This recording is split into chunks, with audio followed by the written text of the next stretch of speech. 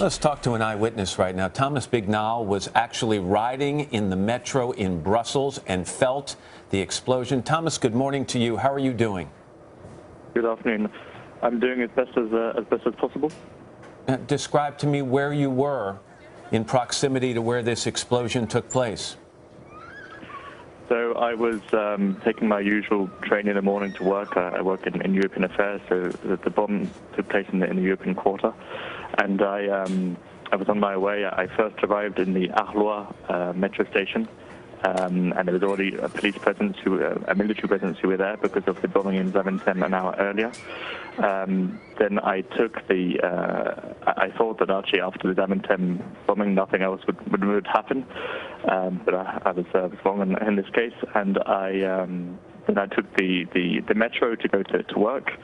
I went in the front of the metro, the train, and as soon as I got to, and as soon as the train started to leave off, I heard a huge explosion, which shook the front of the train a little bit, and then the train accelerated and slowed down. But basically, I was 30 seconds to 1 minute from, if I was 1 minute earlier, I would have been definitely in where the bomb took place. So it's a bit scary, and I have to say I'm feeling really bad for those who did take that metro 1 minute earlier.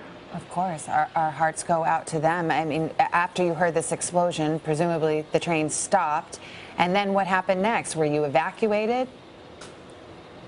Yeah, it was quite tricky at first. I think the train driver actually continued to accelerate it a bit, because I think she didn't want to get stuck on one of the metro stations.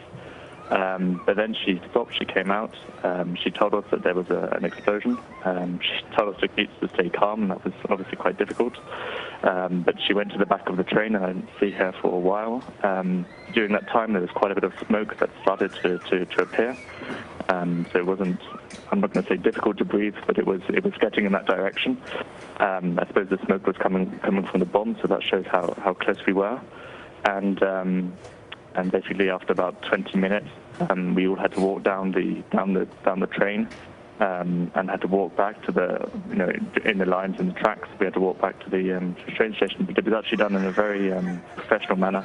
I think the driver and the police did really great, and it could have been a lot worse. And it was done in a very good way. Thomas, you said something a few minutes ago that struck me. You said when you got to the metro, knowing that the explosions had already taken place at the airport, you figured nothing else could happen. Let me then take you before the airport attacks. As someone who lives in Brussels, had you feared something like this, especially given all the coverage of Brussels being a hotbed for terrorist activity, especially in the wake of the Paris attacks? It's a good question. I mean, I've been living here for 5 years now, and I have to say I don't really recognize the descriptions that are made in the press, American press, but also a lot of the European press, about Brussels being a hotbed for terrorism. That's not at all my impression. I've lived here for 5 years, and I love it, and I wouldn't really think of living anywhere else. That being said, I think nowadays in Europe, as in America, I think in the big cities, it's probably quite similar. We're always expecting it to a certain extent, especially because Brussels is is an area where there's a lot of political presence. Of course, where the EU is led and run. It's where NATO is, so it's a prime sort of suspect for any type of terrorist attack.